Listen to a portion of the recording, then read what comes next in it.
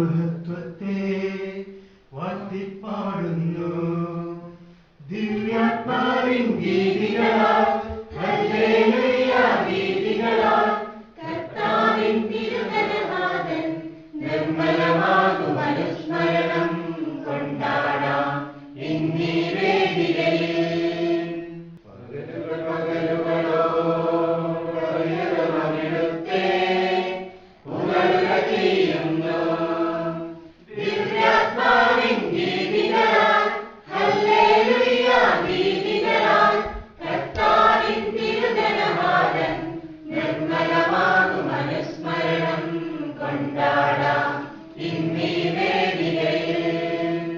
നിത്യപിതാവിനും സുതനും റൂഹായ്ക്കും സ്തുതിയുണ്ടാകട്ടെ. ദിവ്യാത്മാവിൻ ഗീതികളാൽ hallelujah ഗീതികളാൽ കർത്താവിൻ തിരുനാമത്തിൽ നിർമ്മലമാകും അനുസ്മരണം കൊണ്ടാടാം ഇന്നീ വേദികളിൽ. ആദിയിലെ പോലെ ഇപ്പോഴും എപ്പോഴും എന്നേക്കും ആമേൻ. ദിവ്യാത്മാവിൻ ഗീതികളാൽ ഹല്ലേലൂയ ഗീതികളാൽ കർത്താവിൻ തിരുനാമത്തിൽ നിർമ്മലമാകും അനുസ്മരണം കൊണ്ടാടാം ഇന്നീ വേദികളിൽ. Hallelujah hallelujah hallelujah. നമുക്ക് പ്രാർത്ഥിക്കാം സമാധാനത്തോടുകൂടെ. ഞങ്ങളുടെ കർത്താവായ ദൈവമേ, അങ്ങയുടെ ജീവദായകവും ദൈവികവുമായ കൽപ്പനകളുടെ മധുരസ്വരം ശ്രവിക്കുന്നതിനും ഗ്രഹിക്കുന്നതിനും ഞങ്ങളുടെ ബുദ്ധിയെ പ്രകാശിപ്പിക്കണമേ. അതുവഴി ആത്മശരീരങ്ങൾക്ക് ഉപകരിക്കുന്ന സ്നേഹവും രക്ഷയും ശരണവും ഞങ്ങളിൽ ഫലമണിയുന്നതിനും നിരന്തരം ഞങ്ങൾ അങ്ങയെ സ്തുതിക്കുന്നതിനും അങ്ങയുടെ കാരുണ്യത്താലും അനുഗ്രഹത്താലും ഞങ്ങളെ സഹായിക്കണമേ. പിതാവും പുത്രനും പരിശുദ്ധാത്മാവുമായ സർവേശ്വരായ എന്നേക്കും. എന്റെ സഹോദരി വിശുദ്ധ പൗലോസ്ലീഹ എഴുതിയ വായന അനുഗ്രഹിക്കട്ടെ. ഇത് എനിക്ക് കിട്ടിക്കഴിഞ്ഞെന്നോ ഞാൻ പരിപൂർണനായെന്നോ അർത്ഥമില്ല. ഇത് സ്വന്തമാക്കുവാൻ വേണ്ടി ഞാൻ തീവ്രമായി പരിശ്രമിക്കുകയാണ്. യേശുക്രിസ്തു എന്നെ സ്വന്തമാക്കിയിരിക്കുന്നു. സഹോദരന്മാരെ, ഞാൻ തന്നെ ഇനിയും ഇത് സ്വന്തമാക്കിയെന്ന് കരുതുന്നില്ല. എന്നാൽ ഒരു കാര്യം ഞാൻ ചെയ്യുന്നു, എന്റെ പിന്നിലുള്ളവയെ വിസ്മരിച്ചിട്ട് മുമ്പിലുള്ളവയെ ലക്ഷ്യമാക്കി ഞാൻ മുന്നേറുന്നു. യേശുക്രിസ്തുവിലൂടെ ഉന്നതത്തിലേക്കുള്ള ദൈവത്തിന്റെ വിളിയാവുന്ന സമാധാനത്തിന് വേണ്ടി ഞാൻ ലക്ഷ്യത്തിലേക്ക് പ്രയാണം ചെയ്യുന്നു. അതിനാൽ നമ്മിൽ പൂർണ്ണത പ്രാപിച്ചവർ ഇങ്ങനെ തന്നെ ആഗ്രഹിക്കട്ടെ. ആരെങ്കിലും ഏതെങ്കിലും കാര്യത്തിൽ ഭിന്നമായി ചിന്തിക്കുന്നുവെങ്കിൽ ദൈവം നിങ്ങൾക്ക് അത് വ്യക്തമാക്കി തരും. എന്നാൽ നേടിയെടുത്തതിനെ മുറുകെ പിടിച്ചുകൊണ്ട് തന്നെ ആവണം നമ്മുടെ പ്രവർത്തനം.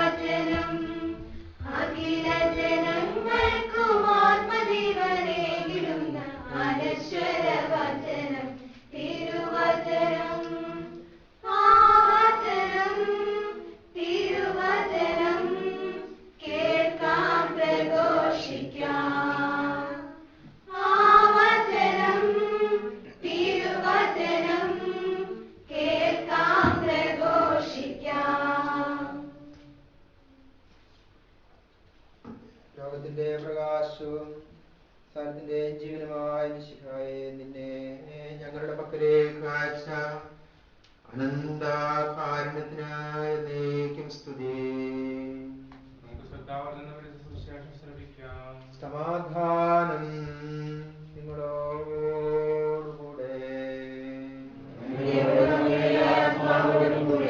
വിശുദ്ധ മർക്കോസ് അറിയിച്ച നമ്മുടെ കർത്താവ് ഈശോ മിശിഹായുടെ പരിശുദ്ധ സുവിശേഷം. പിന്നെ 1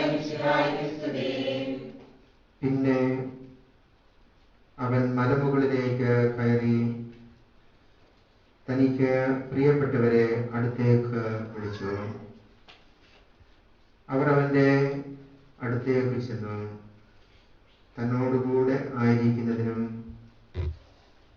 പ്രസംഗിക്കാൻ അയക്കുന്നതിനും പിശാചുക്കളെ ബഹിഷ്കരിക്കാൻ അധികാരം നൽകുന്നതിനുമായി അവൻ 12 പേരെ നിയോഗിച്ചു.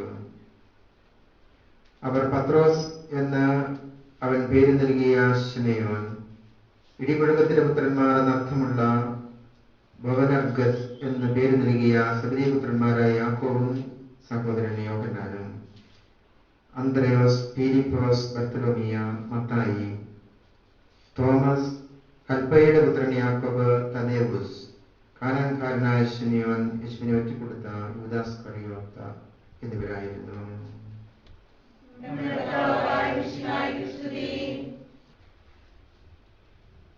ഇന്ന് നമ്മൾ 3 വായനകളാണ് നമ്മുടെ ആത്മീയ വിചിന്തനത്തിനായി തെരഞ്ഞെടുത്തത്. ഒന്നാമത്തേത് ജെറമിയ പ്രവാചകന്റെ പുസ്തകം 1-ാം അധ്യായം 4 മുതലുള്ള വാക്യങ്ങൾ. രണ്ടാമത്തേത് ഫിലിപ്പിയക്കാർക്ക് പൗലോസ്ലീഹ എഴുതിയ ലേഖനത്തിൽ നിന്നുള്ള വാക്യങ്ങൾ. മൂന്നാമത്തേത് മർക്കോസിന്റെ സുവിശേഷം 1-ാം അധ്യായം 13 മുതലുള്ള തിരുവചനങ്ങൾ. ഇവയെല്ലാം സവിശേഷമായ ദൈവവിളിയുമായി ബന്ധപ്പെട്ടുള്ള ദൈവവചന ഭാഗങ്ങളാണ്. ഒന്നാമത്തേത് ജെറമിയ പ്രവാചകന്റെ സവിശേഷ വിളിയെ പ്രതിപാദിക്കുന്ന ദൈവവചന ഭാഗമാണ്. അവിടെ ഇപ്രകാരമാണ് നാം കേട്ടു തുടങ്ങിയത്: കർത്താവ് അരുൾ ചെയ്യുന്നു,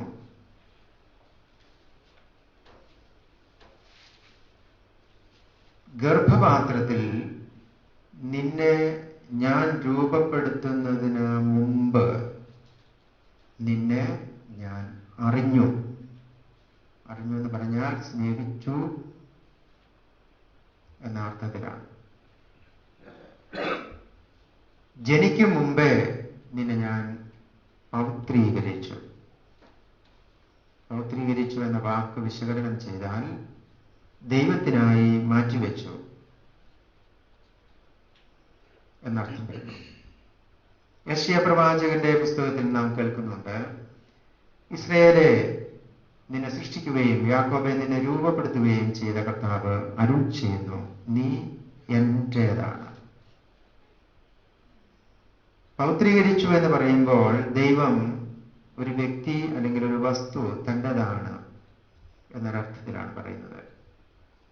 നാം ഒരു സ്ഥലത്തെ ദൈവത്തിനായി മാറ്റിവെക്കുമ്പോൾ അത് പൗത്രീകരിക്കപ്പെട്ടു എന്ന് പറയും. ഉദരത്തിൽ രൂപപ്പെടുന്നതിന് മുമ്പേ, ഞാൻ നിന്നെ രൂപപ്പെടുത്തുന്നതിന് മുമ്പേ നിന്നെ ഞാൻ അറിഞ്ഞു.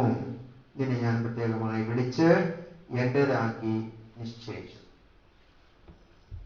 ഇതാണ് ഒരു ദൈവവിളിയുടെ അടിസ്ഥാനം എന്ന് പറയുന്നത്.